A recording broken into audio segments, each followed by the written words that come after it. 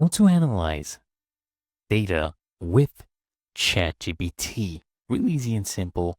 This is an example prompt here.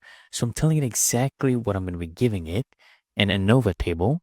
For example, maybe you're working on a management research paper and then I wanted to interpret it for me in simple words. For example, your statistical software will give you a table, for example, like this.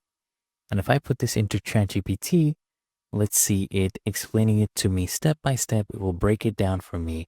For example, it's explaining to me what the sum of squares is and what everything here stands for, the F statistic, what it means. And in simple words, it is explaining to me right here. Now, if you have any questions, you can, of course, go along and ask those questions. We can also interpret the data, for example, in Excel files. So here I have a balance sheet. I'm going to copy this and then I'll go back to ChatGPT. Okay. Interpret the below balance sheet and examine some ratios, some financial ratios, okay,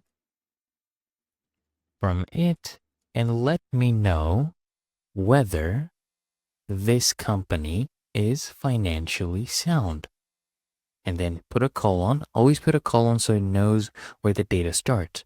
And then I'll paste that in. I'll remove this image. We don't need that really. We have a perfectly good data right here.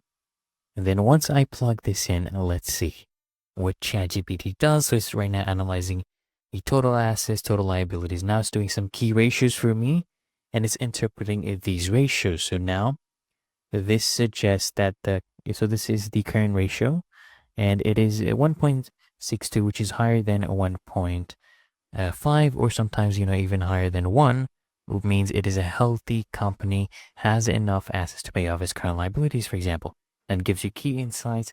And that is how, guys, you can analyze different sets of data with ChatGPT. Just be very, very specific with what you need.